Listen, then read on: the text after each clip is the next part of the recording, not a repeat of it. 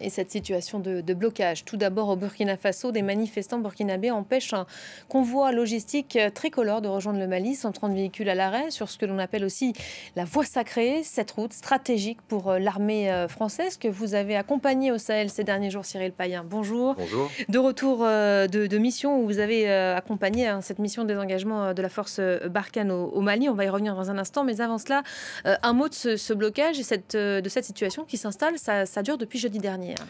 Oui, effectivement, et c'est une affaire qui est prise très au sérieux au plus haut sommet de l'état-major français, puisque vous l'avez dit, c'est inédit. Des centaines de manifestants qui ont bloqué ce convoi logistique qui reliait la Côte d'Ivoire au Niger via le Burkina Faso. Donc ça n'est jamais arrivé. Alors, dans la nuit de samedi à dimanche, ce convoi s'est déplacé de cette enclave de Kaya, où ils étaient encerclés. Aujourd'hui, ils sont à quelques dizaines de kilomètres au sud, mais on est réellement dans un contexte de guerre d'information, information contre information, rumeurs.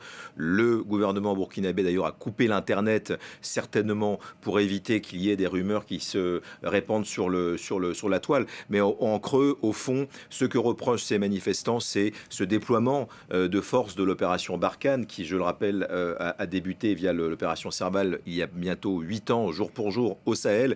Et ces tueries très impressionnantes qui visent des civils depuis de nombreux mois. Et l'armée française est pointue du doigt. En fait, on dit comment ce déploiement militaire, logistique aussi important sur cette zone n'empêche pas, ne prévient pas ces tueries. Ça, c'est le fond. Après, dans la forme, il est vrai qu'on a vu, par exemple, il y a 48 heures, des drapeaux russes agités par les manifestants. Donc là, c'est là qu'on est dans une guerre d'information sur l'appel d'air qui est provoqué par le désengagement ou le redimensionnement de l'opération française au Sahel, on le sait, et certains pouvoirs, soft power, appelons-le comme on veut, qui essaient de s'engager. On l'a vu en Centrafrique, on l'a vu au Tchad, c'est ce qui est en train d'arriver inévitablement au Sahel avec les Russes qui s'engagent, qui se rapprochent beaucoup de là où la France perd ou a décidé de perdre en influence. Donc il y a une guerre d'information, personne ne sait vraiment qui fait quoi, c'est extrêmement compliqué, mais ça révèle, pour finir,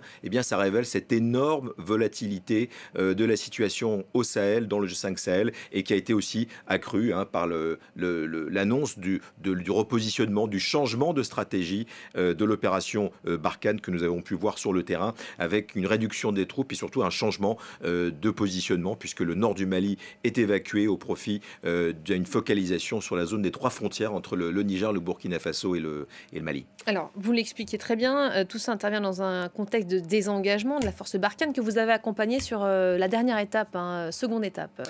Effectivement, on a pu se rendre dans la base de Tessalit. C'est l'une des 3 bases qui va être évacuée. Tessalit, c'est un poste avancé, une sorte de fort Alamo, puisque c'était assez impressionnant. On est à 50 km de la frontière algérienne, la fameuse transsaharienne. Et là, 200 hommes qui évacuent ce poste qui est transféré aux forces maliennes et à la MINUSMA, qui est la force d'interposition onusienne. Et c'était vraiment le poste le plus exposé aussi, puisque les affidés d'Al-Qaïda et du groupe État islamique sont dans les montagnes environnantes. Donc, en termes de psychologique pour les soldats, c'est leur fonction, c'est de s'engager, de se positionner, mais pas d'évacuer.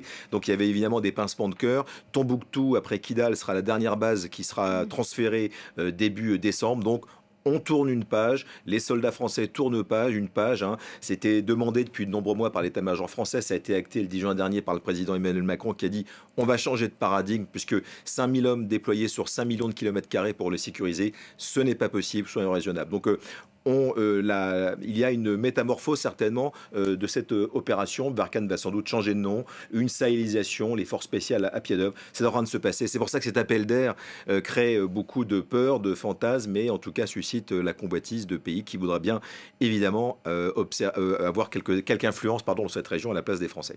Merci beaucoup Cyril Payen, de retour donc du terrain.